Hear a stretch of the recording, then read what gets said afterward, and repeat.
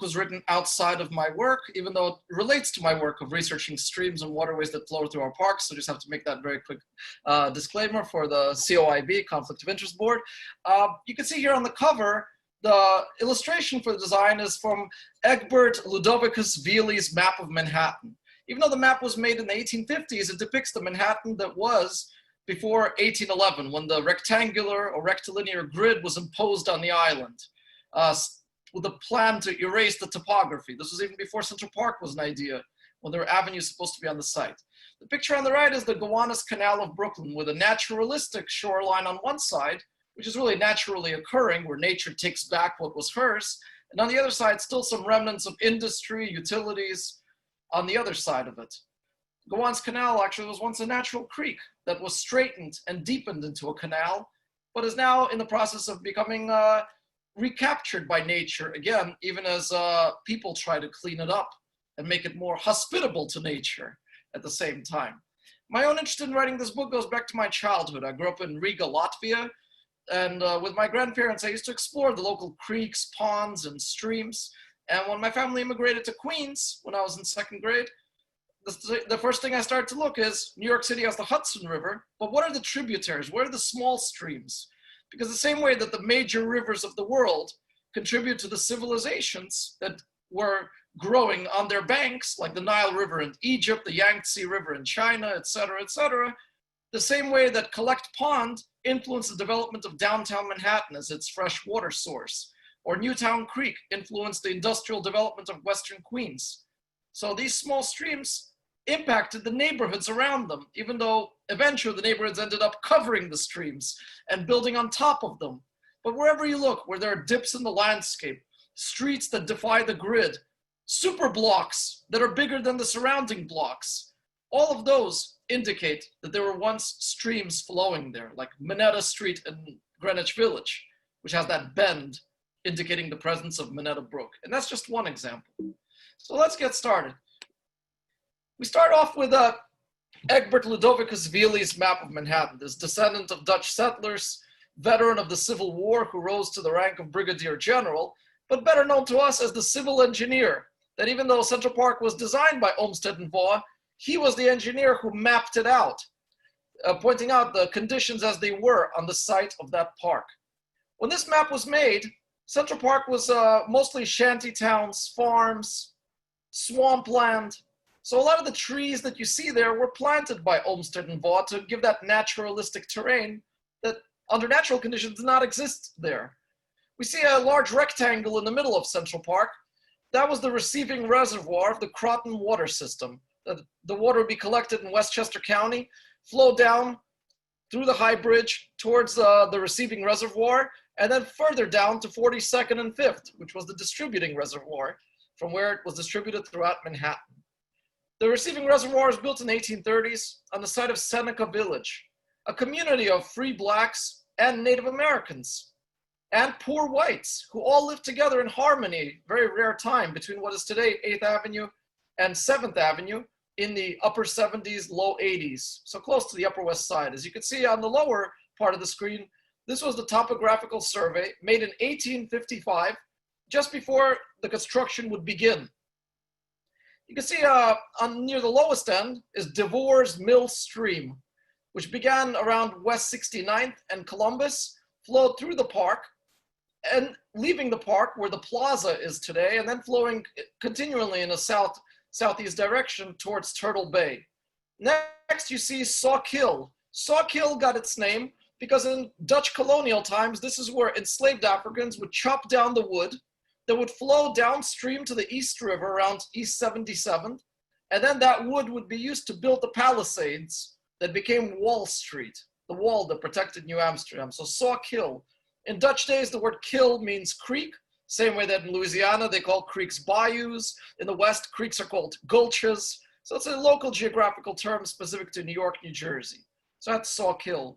We have the receiving reservoir, which curiously enough, even for its rectangular shape in its southwest corner, was Vista Rock, an outcropping that was preserved within the reservoir that later became the Belvedere Castle. Further north, a swampy area, which was the north branch of Sawkill. Notice what Violi writes here. Future site of new reservoir.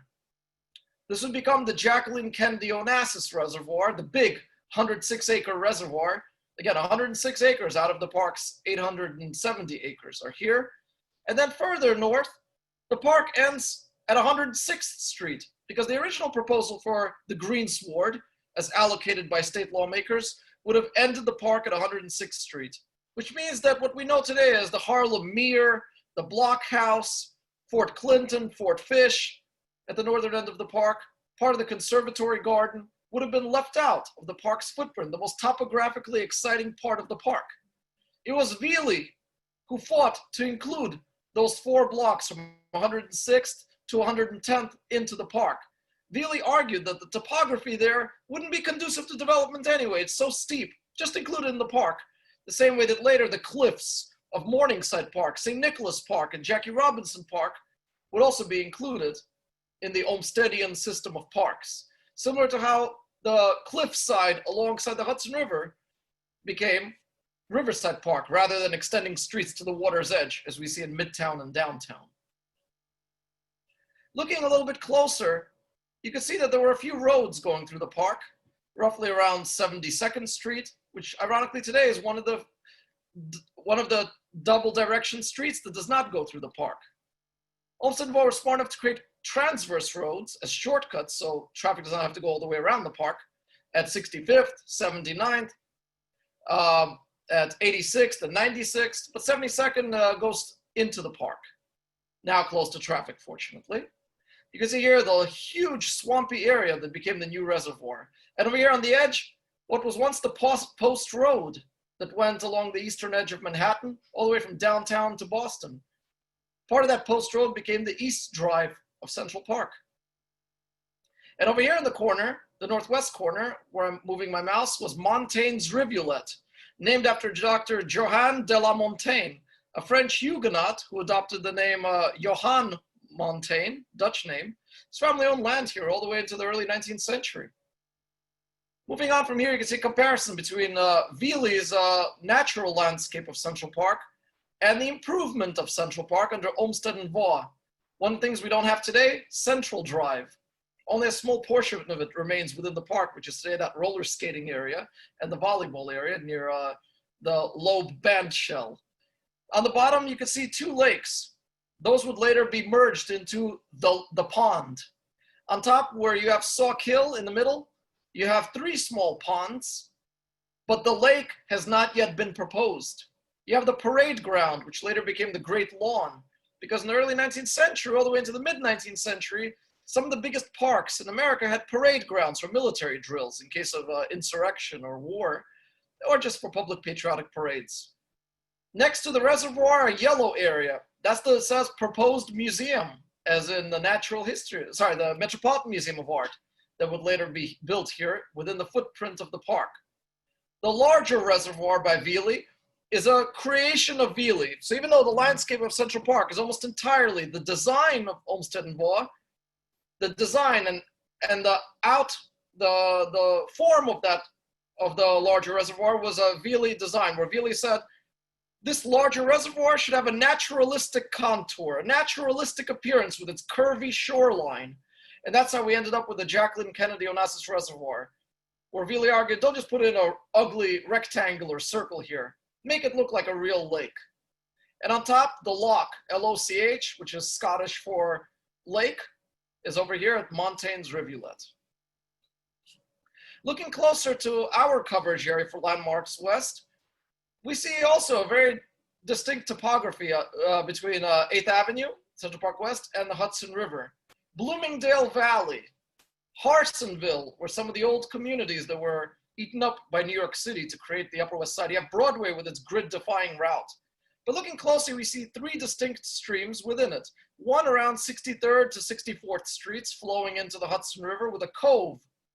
Another one in Bloomingdale Valley, and a third one near 96th Street. Down towards the bottom of the map, from Manhattan Square, which is today the site of the Natural History Museum, we have Sauk Hill originating and flowing into the park, Devore's Mill Stream near the left side of my slide, and on the right, the swampy area that would become the new reservoir, designed by Violi. For the interest of this presentation, the two streams on the Upper West Side that I was able to get the most details on is the unnamed stream where Lincoln Center is today, and the stream at 96th Street. If you look at the stream near 64th Street, you see the cove and then the Hudson River Railroad running right over it. And our next slide is Amsterdam Avenue looking north from 62nd Street, north towards Sherman Square. It's a very familiar part of the Upper West Side for me because I'm a graduate of LaGuardia High School of Music, Art, Performing Arts. The famed school is on the corner of 65th and Amsterdam at the bottom of this valley, across from Lincoln Center. Going to school as a teenager, I wondered, why is there a valley here? There must be a reason for the dip in the landscape and why it couldn't just be flattened like the rest of the Upper West Side, which has a relatively flat appearance. Here, the topography was much deeper. So even though some of the valley was filled in, you can still see that depression on Amsterdam Avenue. Wherever there are filled streams, there tended to be slum districts because of the poor soil quality. An example of that was Collect Pond, which was supposed to become Paradise Square, but instead of a paradise, it became the 5 Points slum. That's just one example. And there are many other such places around New York where streams were buried, but the neighbors that were built there were much less than desirable. This later became known as San Juan Hill, which was condemned by Robert Moses, briefly used as a set for West Side Story, and then under architect Philip Johnson became the Lincoln Center. The only trace of the unnamed stream at 65th Street is in the new park at Riverside South. At West End Avenue and 63rd Street, construction workers uncovered a stone embankment that runs in the middle of that block that became a privately owned but publicly accessible park. That embankment is from the Hudson River Railroad running over that cove that you see here in Veely's map. So really, that's all that's left of the once curvy Hudson River shoreline, because one of the drawbacks of the Upper West is that when you run in Riverside Park, it's almost entirely a straight shoreline from 72nd Street up to 125th Street. So very little place for the wildlife to access land because of the seawall, very few places for rocks or beaches, as we like to do now with our reclaimed shorelines. So this is the stream at 64th Street. The map here is the Ottendorfer map, made in 1868, that shows us the farms that were here before the grid was laid out. So the grid superimposed on the farming boundaries of that time period. Interestingly enough, how so many Dutch and Huguenot and Walloon last names on this map that survived all the way into the mid-19th century. So for 300 years, there were families passing down these farms, and then once urbanization came, the farmers did not resist. They just sold, moved on, and the grid made its way. The other stream that I want to mention that's within the Upper West Side neighborhood is when you go on the West End Avenue, looking down from 101st Street or looking up from 90th Street, you see a much more pronounced depression between 95th and 96th Streets. This area was called Stryker's Bay, named after the Stryker family, also Dutch settlers who arrived here in 1645, claiming this piece of Manhattan for their farm. Looking at Veely's map, you see here a stream with three branches, three prongs. One of them originating on West End Avenue, another one between West End and Broadway, another one between 95th and 96th Street, roughly at Amsterdam Avenue, flowing towards the Hudson River. And here too, the Hudson River Railroad made a trestle above the cove that was known as Stryker's Cove. This cove could be seen also when you go on Riverside Drive. It makes a bridge above 96th Street, and Henry Hudson Parkway, which makes a slight curve around the clay tennis courts, the last clay tennis courts within the New York City park system, that were formerly an indentation in the Hudson River. And looking at the Ottendorfer map from 1868, here is Stryker's Cove, also known as Stryker's Bay. You see the name James Stryker written on top of this cove, and 96th Street, which I highlighted as a reference, and the stream on West End Avenue, which was 11th Avenue, and on 96th Street, flowing down into this indentation. The indentation acted as a natural harbor for the local farmers, being able to access the river under calm waters. But as urbanization encroached, the cove would gradually become smaller and smaller and then filled in. But before I show you that, what I like to also point out about the Hudson River is that before urbanization made its way north, when we think of the historic Hudson Valley with its mansions and farms and colleges and asylums, we often think of whatever is north of 262nd Street, you know, where Yonkers begins. But then think about mansions like Wave Hill in Riverdale. That was part of the Hudson Valley. Think of the Van Cortlandt Mansion in the Bronx. Go further south. Inwood Hill Park was once a mansion. So was the Billings Estate, which is now Fort Tryon Park. And you can go all the way down to Greenwich Village. We used to have a mansion called Richmond Hill, owned by Aaron Burr, the former vice president. Likewise, the Upper West Side also had its share of mansions and estates with picturesque views of the Hudson River. The last great one was the Charles Schwab Mansion in the 70s on Riverside Drive, which I'm sure your organization knows pretty well. This picture here is an example of a school of art. A school of art means a group of artists who learn from each other, painted in the same genre. A watercolor by William Rickaby Miller called Stryker's Cove, painted in 1869. So as recently as 1869, you could have still seen the Palisades Cliffs and the Stryker's Creek, and this was 96th Street in 1869. And in the background is that trestle that was the Hudson River Railroad, today's Amtrak line that runs deep under Riverside Park. The scene here would be completely unrecognizable today. You'd probably have Riverside Drive right above these children, and the background, Henry Hudson Parkway, and then beyond that, the clay tennis courts. Another scene of Stryker's Bay worth mentioning is from the 1859 Valentine's Manual to New York City. From the mid-19th century to the early 20th century, the leading travel guide for New York was Valentine's Manual. Published every few years, it was like a glimpse of life in New York City. What is there to see for visitors in those days? This mansion here was the mansion of Major Garrett Hopper Stryker. Garrett Hopper Stryker also has a very important role in the history of Upper West Side and Central Park, because in the War of 1812, he was the commander of the garrisons at what is now Harlem Mere to protect New York from a northern invasion, because Canada at the time was still loyalist. But the Canadian forces were stopped at Lake Champlain, so they didn't really penetrate too far into New York, and the forts were quiet for the duration of the War of 1812. This mansion also survived all the way into the late 19th century. Standing here on the shores of Stryker's Creek and Stryker's Bay, you can see in the front the reflecting pool of water at what was 96th Street. Going forward to the late 1860s, now we see Stryker's Bay being filled in, because the next great park for Olmsted after Central Park in Manhattan was Riverside Park, that thin sliver of land from 72nd Street up to 120th Street, and then continuing again from 135th Street up to 158th Street. You can see here the Hudson River Railroad, and in the foreground, Stryker's Bay being filled in for a straightened shoreline. At 96th Street, there was a pier constructed that took garbage from the neighborhood and took it by barge into international waters, where it was dumped into the open waters, a practice that continued into the 19-teens. So 96th Street on 125th did not have a ferry. It had a trash pier, similar to how we still have a trash pier all the way down on 59th Street in Hudson River, but that one's much more beautiful with its neon artwork, Percent for Art program. And in the foreground is Riverside Drive, an Olmstedian creation that defies the grid by following the contours of the topographical map, its curves.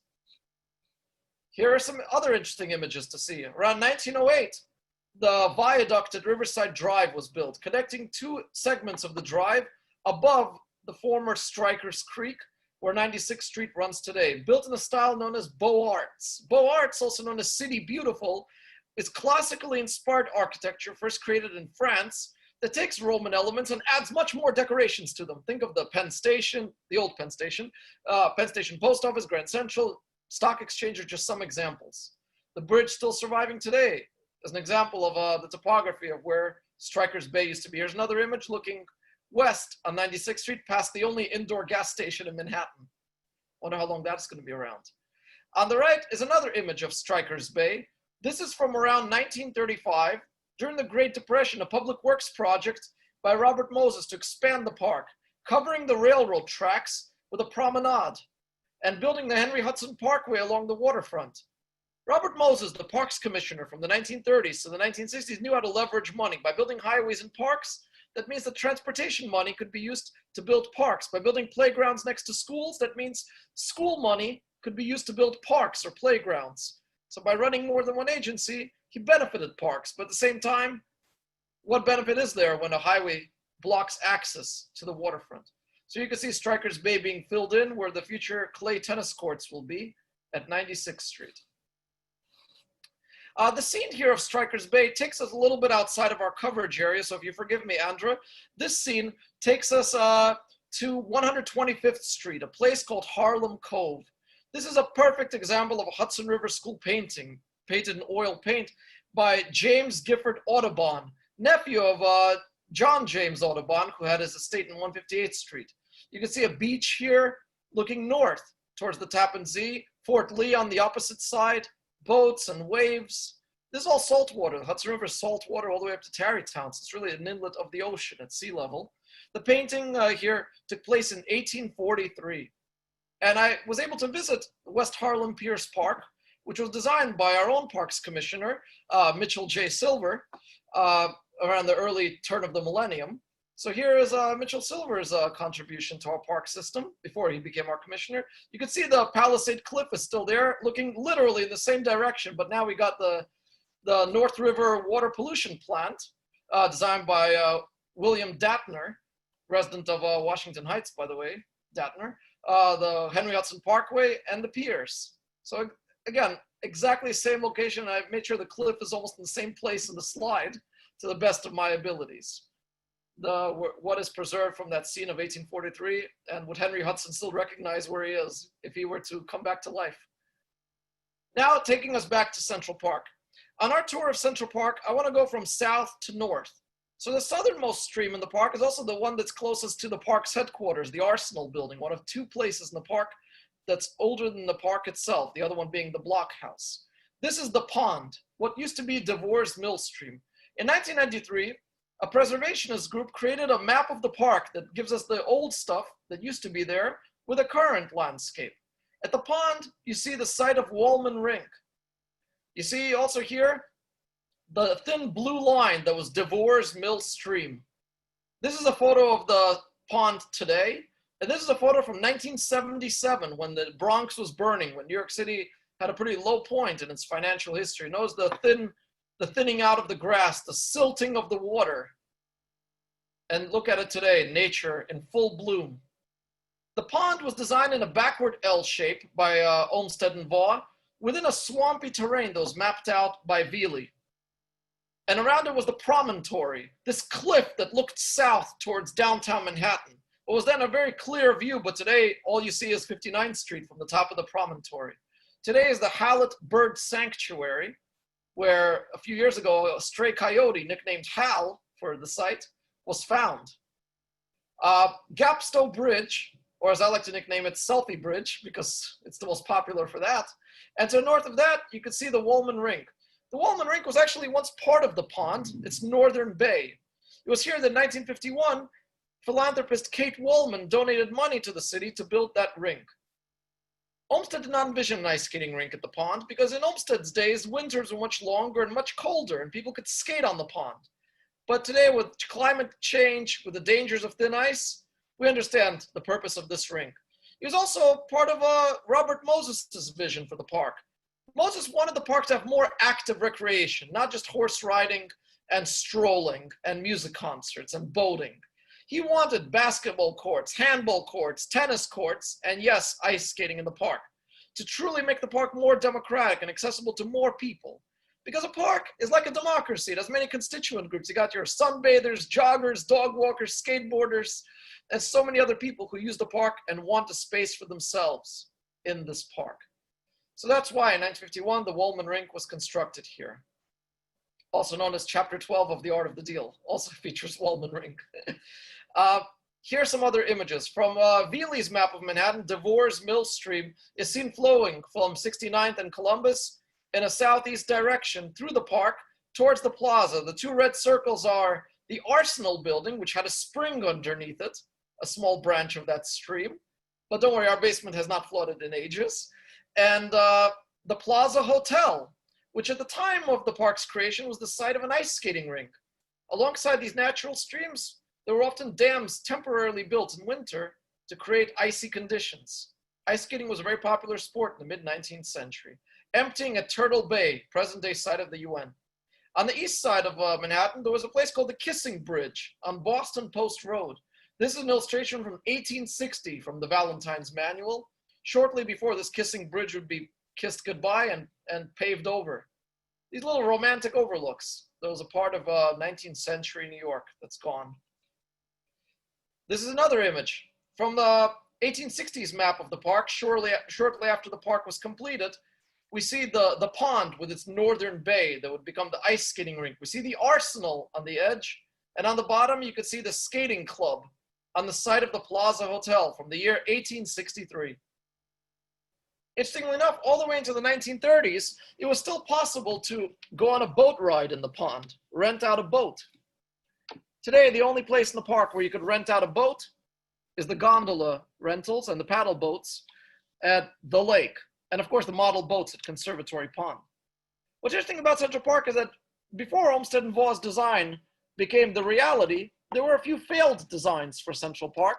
And on top, you see one of the failed proposals with a cricket ground. You could see two of the arches that are there today flowing into the pond and then emptying out. Here's another failed design to create a large oval parade ground within the park. On top, you see the lake, Sauk Hill, divided into 3 ponds, and on the bottom, Devore's Mill Stream with its own 3 ponds, including one next to the Arsenal, where Central Park Zoo is today. 2 of the arches in the park, I believe the Deep Din Arc and Inscope Arc. No 2 bridges in the park have the same design. Each one has its own unique design. But both of these arches, one carrying West Road and another one carrying the bottom of East Drive, go over what used to be Devore's Mill Stream. Today, simply a pedestrian path, a dip in the landscape where the stream used to be. Because one thing Olmsted and Vaugh did preserve, even while creating new ponds where there were not ponds before, is at least preserving most of the park's topography, even while modifying it with trees and flooding it in other places with ponds. Gapstow Bridge itself went through redesigns. This was the original Gapstow Bridge, a wooden arch with wrought iron railings on both sides. We are looking north towards the side of Woolman Rink, and this is Gapstow Bridge as we know it today, from movies like Home Alone 2. And I know there's a famous picture of Barack Obama as a Columbia student, having a smiling on top of that bridge, looking south. I used to do it with coworkers, make them pose in that same picture. So in the back, you can see Woolman Rink and Gapstow Bridge in the same site where Northern Bay used to be. The next stream is Sauk Hill, again, which was used for cutting down wood during the days of the Dutch colony. And Sauk Hill was dammed by East Drive, where the boathouse is, and the water collected into the lake. Subsequently after that, the sources of the stream in the Upper West Side were covered up with development, and today both the pond and the lake receive most of their water from the Croton Aqueduct system. So the water in these streams of Central Park is mostly piped in from upstate with some rainwater that collects. The lake itself is fantastic because of its bays and coves, each with their own names. You have Bankrock Bay in the north, with Bankrock Arch separating it from the rest of the lake. You have the Balcony Bridge carrying the West Drive over a small creek that flows into the lake. You have the Gill, a small stream inside the Ramble, this naturally wooded area of the park that begins at Azalea Pond and flowing out. You have the cave. Yes, that was an actual cave that was accessible to boats, that was open to the public until the 1930s, when too many sexual encounters, homelessness, drug use, and Robert Mose decided to just cover it up with cement. So the cave is no longer there, but it used to be part of the attractions of Central Park. The cave was naturalistic, simply just a cavern carved out of rocks. Likewise, the Gill was created by Olmsted. Its water and Azalea Pond piped in from the Croton water system. At the promontory on the left is called Hearn's Head or Heron's Head, also a Scottish-inspired name that faces east. Bow Bridge, the longest bridge in the park, made out of wrought iron. And the promontory over here, this thin tongue of land that faces Bethesda Fountains. From a very unnatural landscape of the fountain to a natural landscape of the tongue is here. Now over here on the right it says Conservatory Water. The conservatory is a green building that's supposed to house tropical plants year-round, but the conservatory was never built. So even though the other 4 boroughs of New York City have a botanical garden, there is no such thing as a Manhattan Botanical Garden. The closest thing we have to that is the Conservatory Garden, but it's entirely outdoors at 101st and 5th Avenue. So here we have that. Instead is the lake. This map made around 1860 shows us the parts of Central Park that were complete. The park was complete in a piecemeal fashion, and the Ramble was easily the first part of the park that was completed because you just have to put some trails through a natural forest and flood the lake. So that was done first.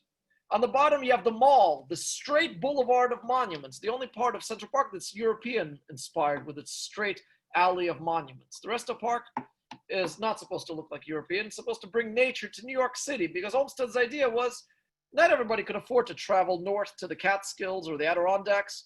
So bring some of that Adirondack landscaping closer to New York City. But of course, the park was not democratic to begin with. It was surrounded by wealthy neighborhoods, and people from other neighborhoods had to travel to get here. And of course, there were all kinds of restrictions on the do's and don'ts of the sports and the behaviors of this park, which explains why on the left we had a little bay called Ladies' Pond. Because at that time, modesty was enforced. Men and women would skate separately so as the men would not pick on the women. And that's what Ladies' Pond was for, a secluded area for women's only skating. Ladies' Pond survived here into the 1930s, and today it's been covered up by just more lawn space and more trees. But where Ladies' Pond used to be, there are arches that are double in width that remind us that there used to be a stream here. Ladies' Pond is located right across Central Park West from a park called Manhattan Square. More on that later. The boathouse of the lake also went through a lot of iterations. And here we see the original boathouse of 1871, built in this rustic Victorian style that's supposed to make us think of being outside of New York City. But before that, it was another boathouse from the original design of Central Park, simply just what looks like a cabin with a roof above it. The final boathouse is the Loeb Boathouse, named after the philanthropic Loeb family. And that's over here, built around 1954 during the Robert Moses administration. Looking down here, we have Robert Moses in his fedora hat. We have Hoolan Jack, first African-American borough president of Manhattan, by the way, of Caribbean background. He was a borough president in the 1950s.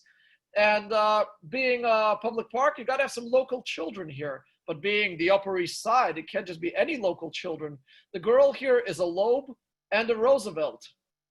So you have a Theodore Roosevelt, like great grandniece or something, and the Loeb's daughter watching the namesake boathouse. I don't have their exact names. I don't remember off the top of my head, but it is written on my blog, the names of these 2 girls. I don't know if they're still around with us, but if they are, they'd probably be, what, in their 80s by now, 70s or 80s.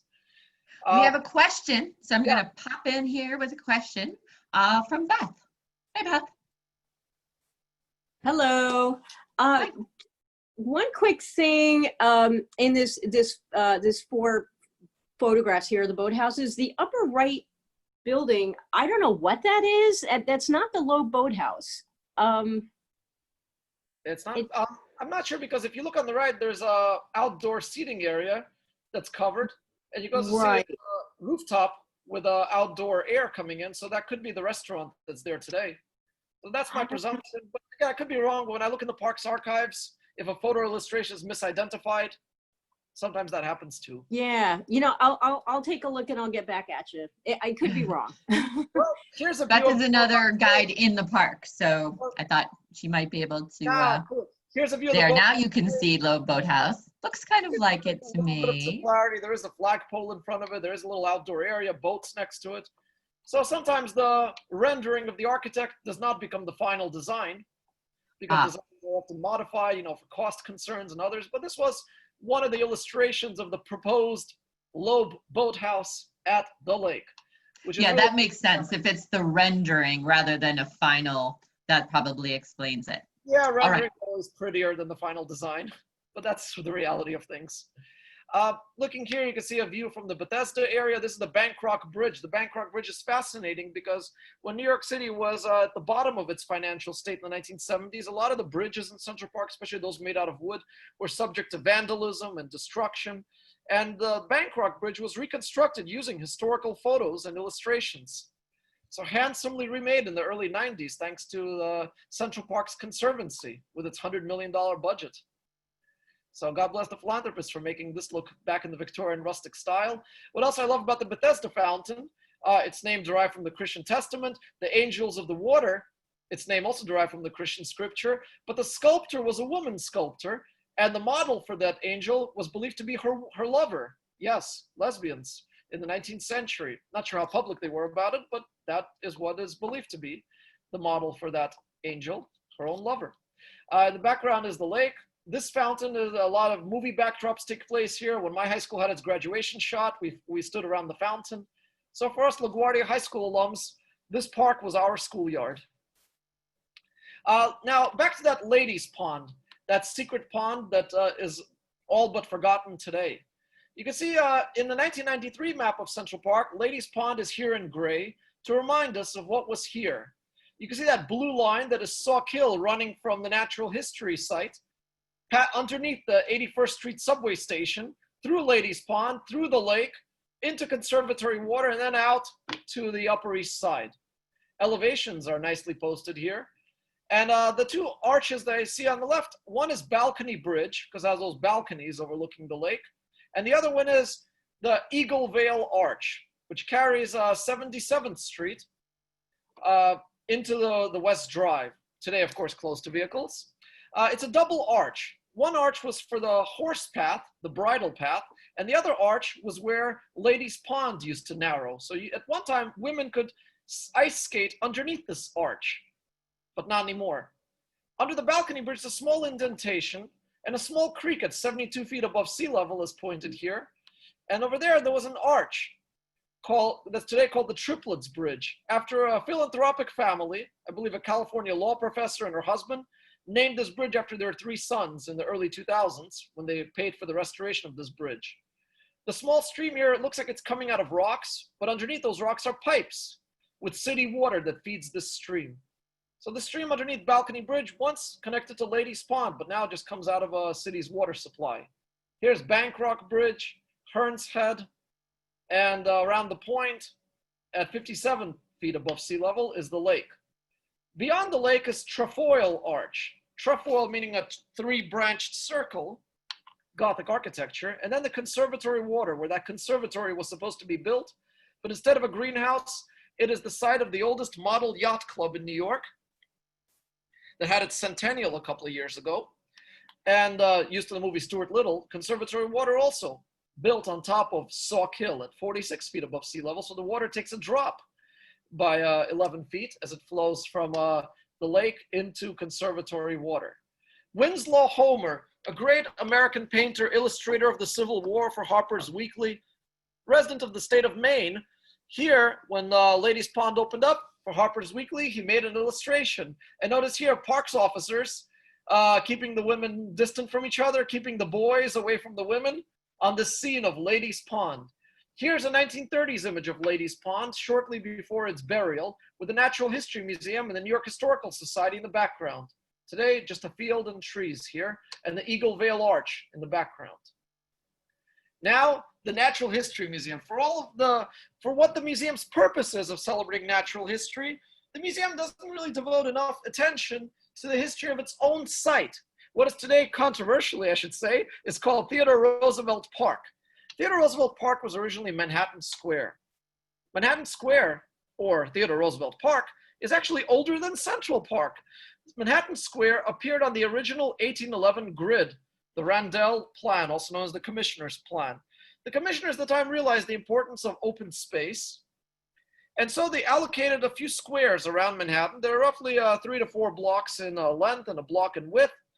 Those included Hamilton Square, Observatory Square, Manhattan Square, Tompkins Square, and Mount Morris Park. The only ones that became reality are Manhattan Square, Mount Morris Park in Harlem, known as Marcus Garvey Park, and Tompkins Square Park in the East Village.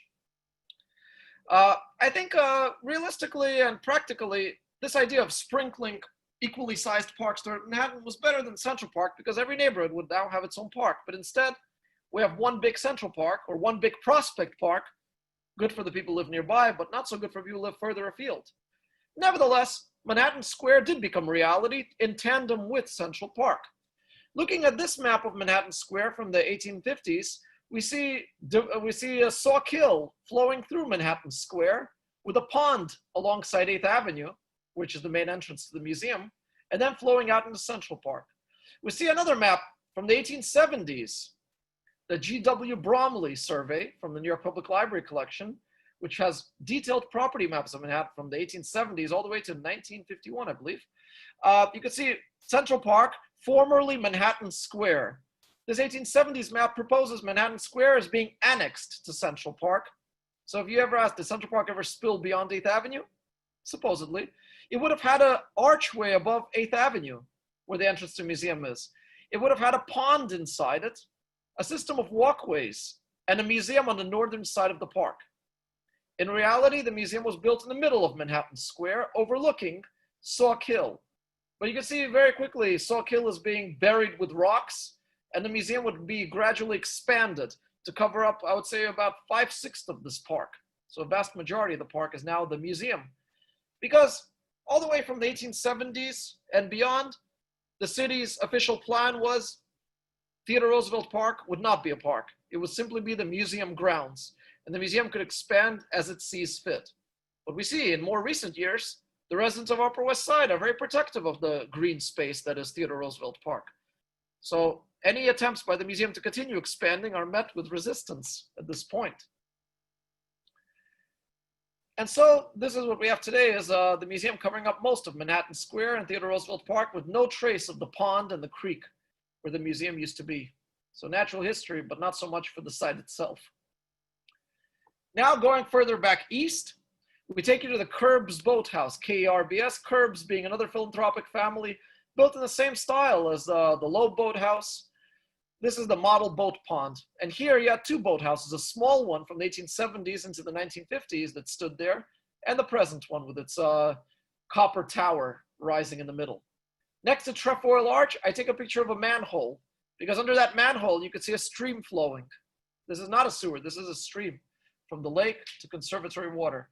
On top, from the public library collection, the proposed conservatory that was never built. Notice a fountain inside this pond. That was also never built. And on the right, a model boat race from Central Park, still going on today.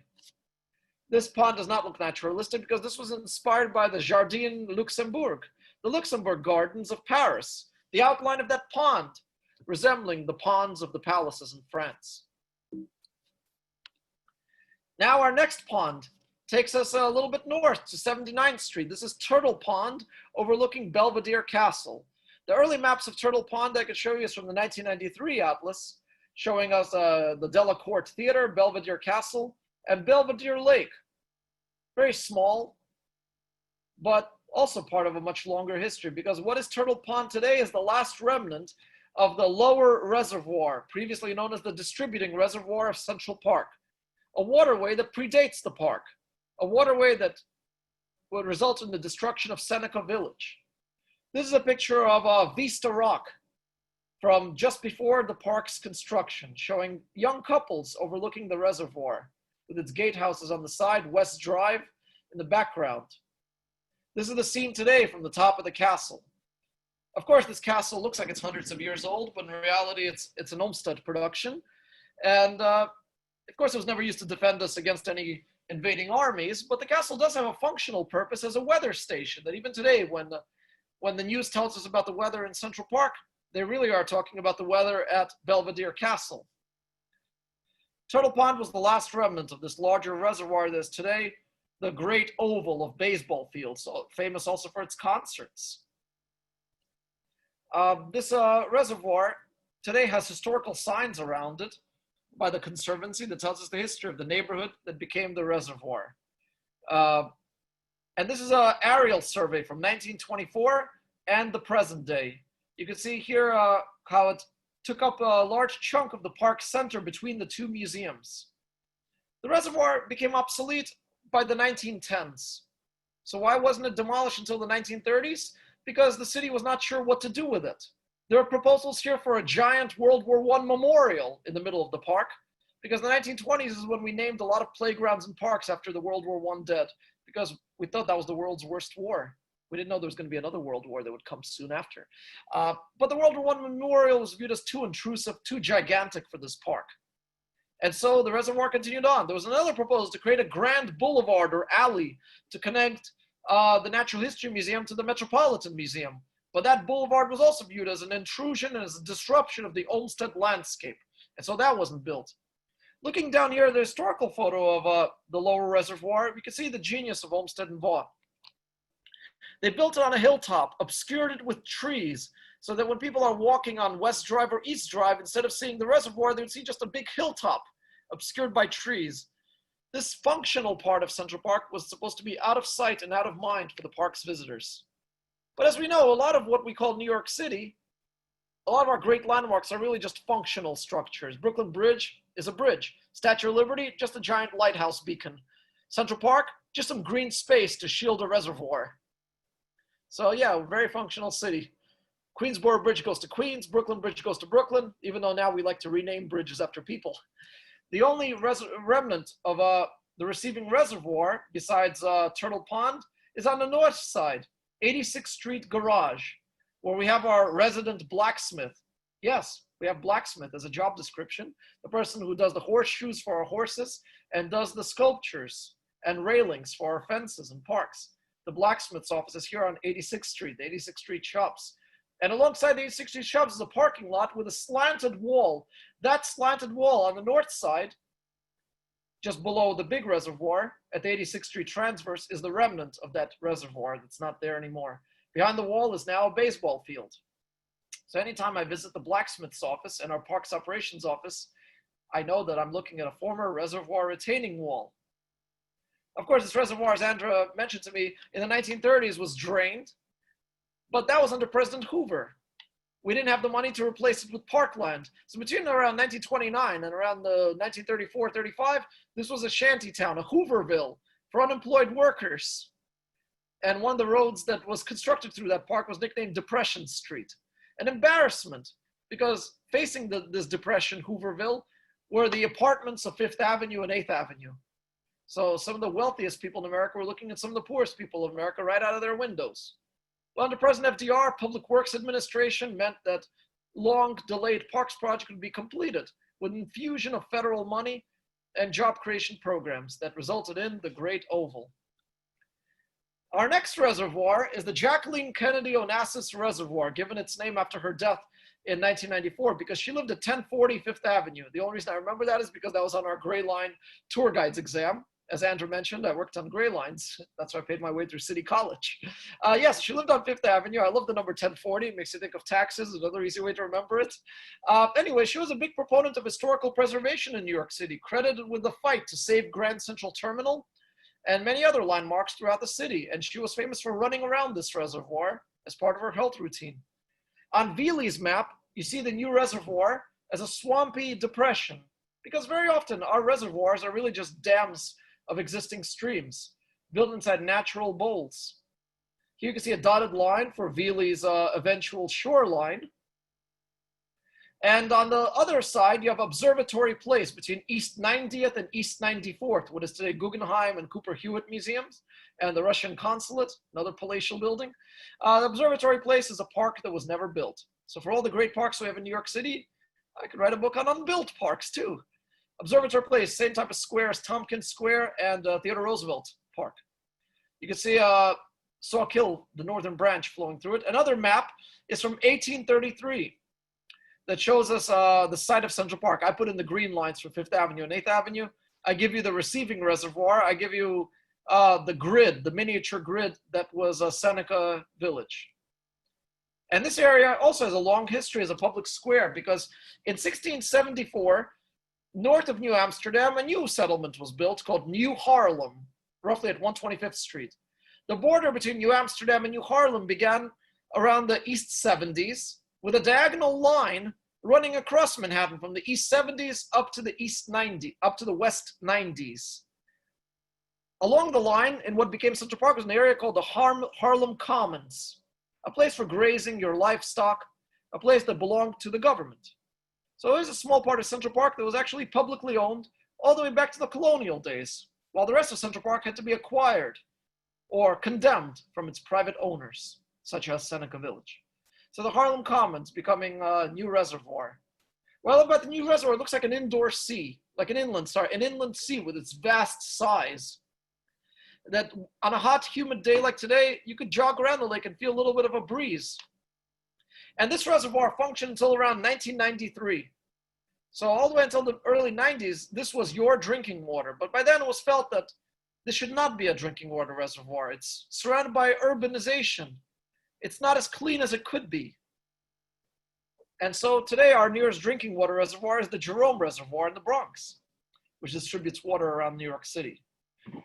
This reservoir still gets water from the Croton system, but it's no longer used for your taps in your houses.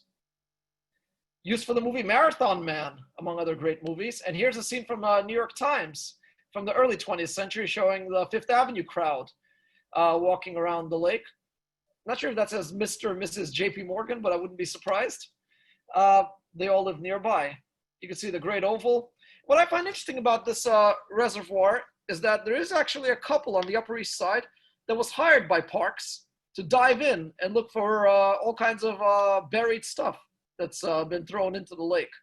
Because people do throw stuff in there, including a whole bookshelf full of books was found here that New York Times reported on around 1995. But when I look at its vast size, I think about it and I think, why can't this be opened for boating? Why can't a part of this pond be reserved as a beach? Imagine a freshwater beach in the middle of Manhattan. But of course, imagine all the crowds that would come with the beach. And the Conservancy and the landmarks groups all feel that better to preserve it the way it is, in memory of Veely, in memory of Olmsted and Baugh. What I find also interesting is that when the water level drops in this reservoir, you can see a walkway right across the middle from one gatehouse to the other, splitting the reservoir into two lobes, as was originally part of its design. I would wonder, why not open up this walkway in the middle, so you could stand in the middle of the lake? But that too, for now, is not part of the plan. The plan is keep it the way it is, and the only part that's been altered in the past 20 years since the turn of the millennium is replacing this ugly chain link fence with a wrought iron fence that's more Victorian in its design. That's what we have there today. So this late 1980s movie is not what the fence looks like today. Going on from here, we go on to our next waterway inside Central Park. And this is Montaigne's Rivulet. Montaigne's Rivulet begins on the Upper West Side in the upper 90s, where you have a co-op development there. I forgot the name. Is it Manhattan Valley or Manhattan Village? Anyway, you'll remind me, Andra. That used to be also a neighborhood cleared by Robert Moses for slum clearance, with Frederick Douglass houses, public houses next to a co-op, with these super blocks where the stream used to be. Today, the water for the stream comes from the city's water supply, emerging out of rocks that have pipes inside them to look like natural springs. And they go through the pool, the lock, into Harlem Mere. This is a picture from a newsletter from 2004 saying John Montaigne on the site of the old family spring of 1637. There is one natural spring inside Montaigne's Rivulet where water actually comes out of a rock. And parks workers found an old metal spoon there that was used to extract the water. That spoon is now in our Dana boathouse as part of our collection. So yeah, this area did supply fresh water to early settlers. The only thing that Olmsted did was preserve the course while feeding it with city water. So this is a natural waterway, even though the water does not have a natural source. Going on here, two of the things I love about it. On the south side of Springbanks Arch, the 102nd Street Drive, you have what looks like a natural spring, but is really pipes feeding water into an area that was called Sabrina's Pool. Sabrina is a poetic name for the Severn River in England and Wales. So Severn River, Sabrina, another English name inspiration for Olmsted and Baugh. And you can see today it flows out of a naturalistic looking spring. That's not really a spring.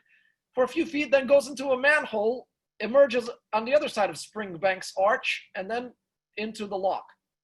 The exciting part of this waterway is that in the 1960s, a second ice skating rink was built at the northern edge of Central Park.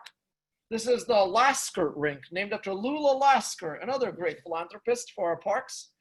A circular modernist facility that betrays the Victorian architecture of the rest of this park. Boring Modernism by Robert Moses.